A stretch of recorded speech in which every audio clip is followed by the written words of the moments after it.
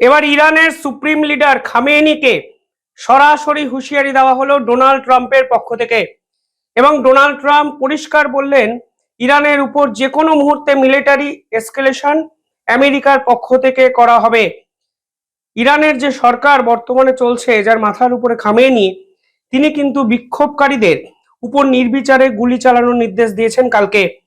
Internet shutdown, ফলে Iran চাইছে না সে ছবি সে ভিডিও আন্তর্জাতিক স্তরে প্রচার হোক। কিন্তু কিছু ছবি কিছু ভিডিও সামনে এসছে, যা কিন্তু অত্যন্ত অস্বস্তিকর। আপনারা জানেন, শেষ 10 থেকে 15 দিন ধরে ইরানে সরকারের বিপক্ষে লাগাতার আন্দোলন চলছে। মোল্লাতন্ত্র নিপাত যাক, এই হলো আন্দোলনের স্লোগান। অর্থাৎ খামেনি শুধুমাত্র ইসলামিক যে ভাবনা চিন্তা আছে সেটাকে প্রতিষ্ঠিত করতে গিয়ে ইরানকে সম্পূর্ণ রসাতলে পাঠিয়ে দিয়েছেন, এই রকম মনে করছেন বিক্ষুব্ধ জনতা। অবস্থা এতটাই খারাপ জায়গায় চলে গেছে যে ইরানের নারীরা খামেনির ছবিতে আগুন জ্বালিয়ে সিগারেট অবধি ধরাচ্ছেন। সেই ছবি সেই ভিডিও আন্তর্জাতিক স্তরে লাগাতার ছড়িয়ে পড়ছে এবং ইরানের যে ফোর্স, তারা কিন্তু বিক্ষুব্ধকারীদের উপর গুলি চালাতে শুরু করেছে কালকে থেকে। ইরান সরকার পরিষ্কার একটি বিবৃতি দিয়ে জানিয়েছে, যারা এই বিক্ষোভ করছে তারা হলো আল্লাহ শত্রু, অর্থাৎ তারা এনিমি অফ ইরান। ফলে এনিমি অফ ইরানকে তারা ধরতে পারলে মৃত্যুদণ্ড দেবে, তা তারা সরকারিভাবে জানিয়েছে। আর এরপরেই আসরে নামলেন ডোনাল্ড ট্রাম্প। ডোনাল্ড ট্রাম্প পরিষ্কার বললেন, যদি আর একজনও বিক্ষুব্ধকারীদের উপর এই ধরনের অত্যাচারের দৃশ্য তাদেরকে দেখতে হয় বা ইরান সরকার করে, তাহলে আমেরিকা কিন্তু কড়া জবাব দেবে। এবার দেখুন, ডোনাল্ড ট্রাম্প পৃথিবীর যে কোনো দেশের ইন্টারনাল বিষয় নিয়ে যেভাবে কমেন্ট করেন, মনে হয় এই পৃথিবীর উনি মালিক। তবে এক্ষেত্রে ডোনাল্ড ট্রাম্পের কমেন্ট নিঃসন্দেহে ইরানের কাছে অত্যন্ত সিগনিফিকেন্ট, এবং ইরানও কিন্তু পাল্টা হেভি মিলিটারি ডিপ্লয়মেন্ট করতে শুরু করে দিয়েছে। ডোনাল্ড ট্রাম্প কি বলেছেন? ডোনাল্ড ট্রাম্প বলেছেন, আমেরিকা পুরো বিষয়টার উপর ক্লোজ মনিটরিং করছে। আমেরিকা এর থেকে যদি বাড়াবাড়ি হয় ইরানের অবস্থা, তাহলে স্ট্রং অ্যাকশন নেবে এবং মিলিটারি রেসপন্স আমেরিকা এক্ষেত্রে করবে। অর্থাৎ ডোনাল্ড ট্রাম্পের বার্তাটা কিন্তু স্পষ্ট। তিনি একদিকে খামেনির উপর ম্যাক্সিমাম প্রেসার তৈরি করেছেন এবং অন্যদিকে মিলিটারি থ্রেটও তৈরি করে দিয়েছেন। ফলে নিউক্লিয়ার প্রোগ্রাম নিয়ে ইরান যেভাবে আমেরিকা এবং ইসরায়েলের সঙ্গে সংঘাতে জড়িয়েছিল, মনে করা হচ্ছে খামেনিকে উচ্ছেদ করে সেই সংঘাতের ইতি টানতে চলেছে পশ্চিমী দুনিয়া, স্পেশালি আমেরিকা এবং ইসরায়েল। পাশাপাশি আমেরিকা কিভাবে ইরানকে মিলিটারি এসকেলেশনে ঝাঁঝরা করে দেবেন, তা নিয়ে একাধিক মন্তব্য বিভিন্ন জায়গায় কিন্তু প্রচার করা হচ্ছে। মনে করা হচ্ছে এক্ষেত্রে ইরানে আমেরিকা গ্রাউন্ড ইনভেনশন করবেন না, বরং অনেক বেশি সহজ পন্থা হিসাবে এয়ার স্ট্রাইককে কিন্তু আমেরিকা বেছে নেবে। মার্কিন সেনারা কেন এয়ার স্ট্রাইক করতে পারে ইরানে? একাধিক এক্সপার্ট বলছেন, এই মুহূর্তে এয়ার স্ট্রাইক করে ইরানের যে মিলিটারি ইনফ্রাস্ট্রাকচার আছে এবং ক্রিটিক্যাল ইনফ্রাস্ট্রাকচার আছে, সেগুলোর উপর আঘাত আনবে আমেরিকা। প্রাইম টার্গেট কেন্দ্রবিন্দুতে থাকবে এয়ার ডিফেন্স সিস্টেম। পাশাপাশি একাধিক কমান্ড সেন্টার যেগুলো সেনাবাহিনী পরিচালন করে, তার উপরেও কিন্তু এয়ার স্ট্রাইক আমেরিকার পক্ষ থেকে যে কোনো মুহূর্তে করা হতে পারে। পাশাপাশি মিসাইল লঞ্চ ফেসিলিটিস সম্পূর্ণভাবে গুড়িয়ে দিতে চলেছে আমেরিকা, যে একাধিক রিপোর্টে কিন্তু প্রকাশ্যে এসছে। শুধু তাই নয়, ইরানের যে ড্রোন প্রোডাকশন সাইটস আছে, সেগুলোও কিন্তু আস্ত থাকার কোনো সম্ভাবনা নেই।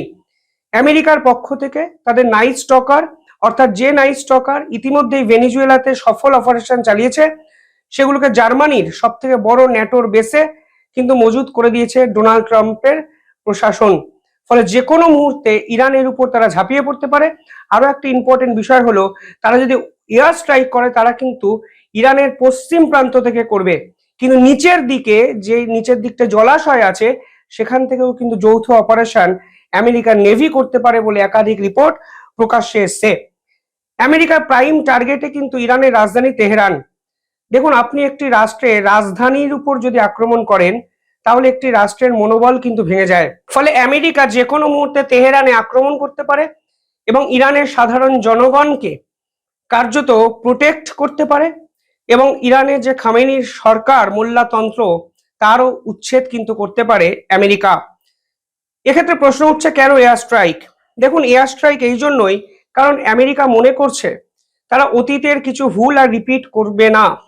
অর্থাৎ 2003 সালের ইরাক, 2011 সালের লিবিয়া, 2017-18 সালের সিরিয়ার ঘটনা তারা পুনরাবৃত্তি চাইছে না, যেখানে মাস ক্যাজুয়ালিটি হয়েছিল গ্রাউন্ড ইনভেনশনে। সেক্ষেত্রে এয়ার স্ট্রাইক যদি করা হয় তাহলে ক্যাজুয়ালিটিস অনেক কম হবে এবং এক্ষেত্রে র্যাপিড এক্সিকিউশন করা সম্ভব হবে, ফলে সাধারণ মানুষের ক্ষতির সম্ভাবনা কিন্তু কিছুটা কম হবে।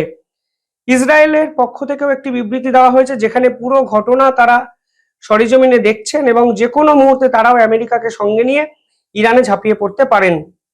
পাশাপাশি ইসরায়েলকেও হাই অ্যালার্টে রাখা হয়েছে এবং এই মুহূর্তে ইরানও মিলিটারি ডেভেলপমেন্ট করতে শুরু করেছে দুটি কারণে। একটা হলো এক্সটার্নাল থ্রেট, অন্যটি ইন্টারনাল এই ধরনের বিক্ষোভকে থামানোর জন্য।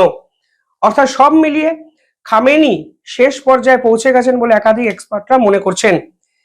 এই পুরো বিষয়টির মতো বিষয়টিতে অনুঘটকের মতো পুরো বিষয়টি আরো দাউ দাউ করে জ্বলছে যখন ইরানের প্রাক্তন যে রাজা তার ছেলে রেজা শাহ তিনি আমেরিকা থেকে ইরানে এসে পৌঁছেছেন এবং তিনি সরাসরি এই বিক্ষুব্ধদের সাপোর্ট করছেন এবং তিনি পরিষ্কার বলছেন আমেরিকা সহ পশ্চিমা বিশ্বের উচিত এই মুহূর্তে ইরানকে সাপোর্ট করা। তিনি পরিষ্কার বলছেন স্টারলিংকের মতো কোম্পানি যেন ইরানে ইন্টারনেট প্রোভাইড করে এবং ইরানের এই খামেনি একনায়কতন্ত্রের উচ্ছেদে সহায়তা করে। এই যে রেজা, যাকে নিয়ে এত আলোচনা হচ্ছে, তিনি কিন্তু 1979 সালের ইরানের যে রাজতন্ত্র ছিলেন তার যে শেষ রাজা মোহাম্মদ রেজা শাহ পল্লভী তার কিন্তু ছেলে। তাকে কিন্তু সে সময় 1967 সালে ক্রাউন অফ প্রিন্স আখ্যা দেওয়া হয়েছিল। সেই রেজা পল্লভী 1960 সালে এই তেহরানেই কিন্তু জন্মগ্রহণ করেছিলেন, যেই তেহরানে এয়ার স্ট্রাইক করতে চলেছে আমেরিকা। পরবর্তীকালে মোল্লাতন্ত্রের যখন শুরু হয় তখন তিনি আমেরিকায় পালিয়ে যান। 1925 সালের সেই ইরান তা কিন্তু পশ্চিমী যে ভাবনা চিন্তা তার আলোকে আলোকিত ছিল, অর্থাৎ মডার্নাইজেশন। তখন জোর করে বোরখা পরানো হতো না, নারীদের শিক্ষার উপর ব্যান করা হয়নি, হিজাব কালচার ইরানে আসেনি। সে সময় আমেরিকা কিন্তু ইরানকে বিভিন্ন ক্ষেত্রে সহায়তা করত। 1979 সালের আশেপাশের সময় এই রাজতন্ত্রের বিপক্ষেও কিন্তু একাধিক অভিযোগ ওঠে, ফলে দেশের বিভিন্ন মানুষ কিন্তু রাজপথে নামে। খামেনির নেতৃত্বে রাজতন্ত্রের অবসান হয়। পরবর্তীকালে খামেনি ইসলামকে একজন একটি সরকারের প্রধান হাতিয়ার হিসাবে উপজীব্য করে আজকে মোল্লাতন্ত্রের ইরান কিন্তু বানিয়ে দিয়েছেন, যার বিপক্ষে এখন রাস্তায় মানুষ নামছেন এবং কালকে অবধি প্রায় 30টির বেশি মসজিদকে পুড়িয়ে দেওয়া হয়েছে। ইরানের ধর্মগ্রন্থ কুরআন কার্যত রাজপথে পোড়ানো অবস্থায় ভিডিও ছবি ভাইরাল এবং ইরানের নারীরা প্রকাশ্যে খামেনির বিপক্ষে আন্দোলন করছেন। তবে এখন প্রশ্ন হলো, আজকে যেভাবে ডোনাল্ড ট্রাম্পের পক্ষ থেকে ইরানকে হুঁশিয়ারি দেওয়া হয়েছে, ঠিক এই হুঁশিয়ারির পর আমেরিকা ঠিক কিভাবে কখন ইরানের উপর ঝাঁপিয়ে পড়ে তা কিন্তু জানার জন্য আন্তর্জাতিক স্তর নিঃসন্দেহে অপেক্ষা করবে। যাই হোক, কিভাবে দেখছেন আপনারা পুরো বিষয়টি কমেন্টে জানাবেন। দেখতে থাকুন দ্য ইন্ডিপেন্ডেন্ট বেঙ্গল। ধন্যবাদ।